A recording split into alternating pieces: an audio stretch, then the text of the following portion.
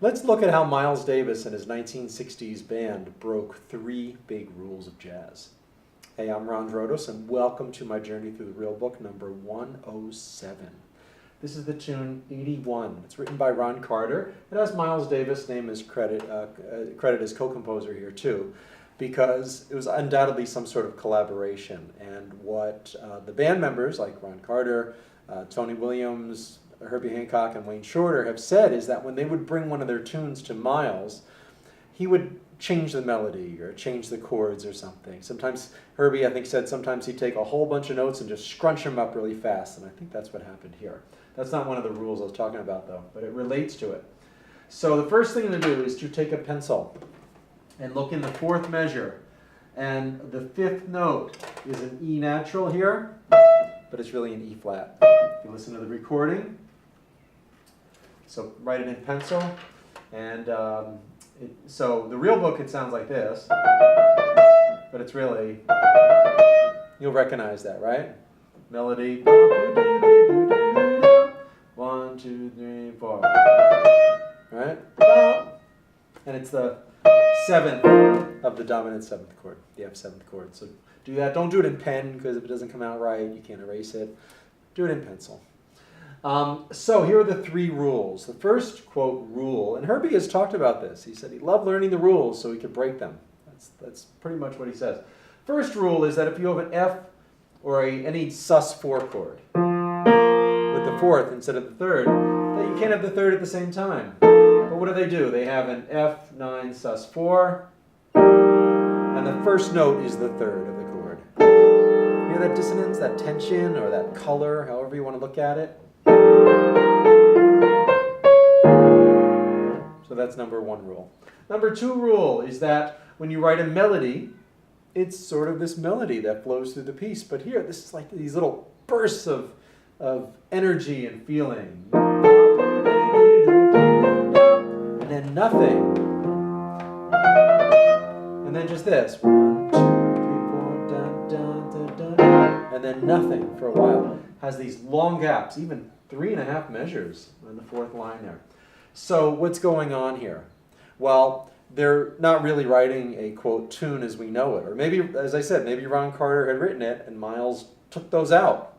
That's what he did. Or scrunched up all these notes together. Who knows? But this is what we have. So it's not really a tune, so to speak. It's not a long melody, but this sort of, what's the word? I don't know what you'd call it. I mean, it is a tune, right?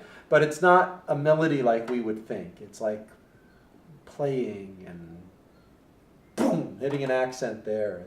It's really kind of, what's the word? An excuse or an opportunity for the rhythm section to create something behind this with these hits and to follow this.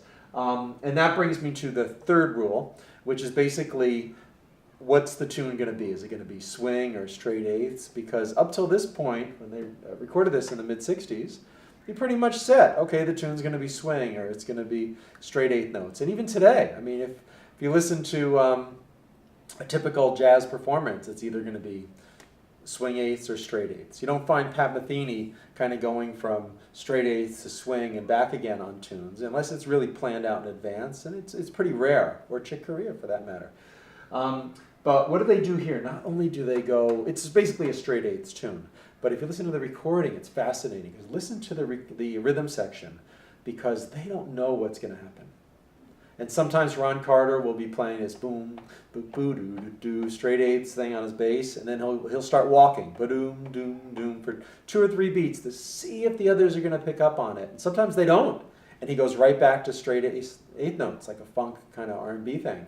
And then other times, Tony Williams or Ron Carter will start swinging, and they all do it, particularly during Wayne Shorter's solo. It's just, or is it Wayne? Miles, getting a little mixed up here. I know in Miles solo. Maybe Wayne's as well, I'm not sure. You'll have to listen for that. But basically, and then they go for a whole chorus, the swing. So, and it's interesting to hear Miles start playing the way he did in the 50s, 10 years earlier or 8 years earlier at that point, when they do that. So, 3 rules they broke. Put a 3rd along with the 4th, and they do it at the end in the harmony on the B flat 9 sus. that there, right? And it's not, quote, a melody as such, and also they don't know what's going to happen. And that's an amazing thing, because we say improvisation means we don't know what's going to happen, yet usually we know what's going to happen. So I'm going to explore it here. The one thing I'd like to point out, at the end of the first 12 measures, in measure 11, instead of going back to the F7 chord, it says D flat 7, flat 5, over F. I wouldn't make too much out of that. You can play it if you like. It's fun, kind of a deceptive resolution. But on the other hand, I don't think it was originally part of the tune. I think it's something Herbie just did, because they don't do it during the solos and it doesn't happen later on. So I think it's just something he did on the spur of the moment. I wouldn't necessarily say it has to go there. Okay, here we go, 81. So let's see what happens. I'm going to try to, bring some of this spirit of not knowing what's going to happen or just playing around with the rhythms to this.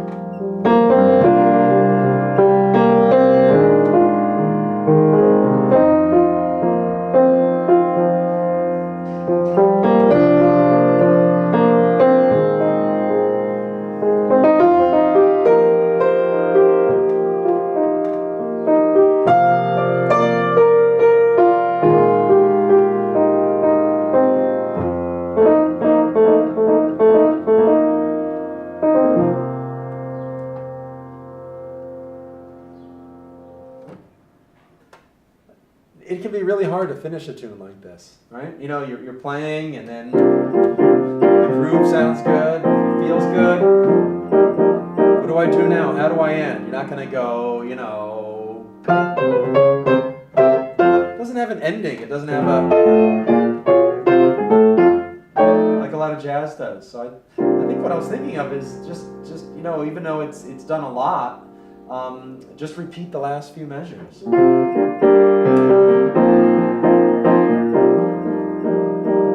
Go back to the 5 chord.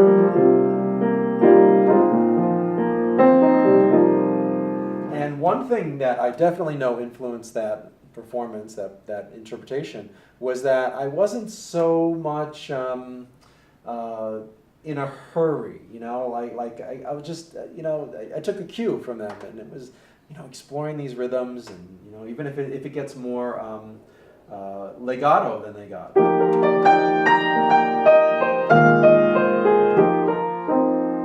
Sort of getting into the groove, almost as an end in itself. I think that's one of the big things that the Miles Davis group pioneered, and then certainly after that. So I hope this inspires you. Thanks for watching.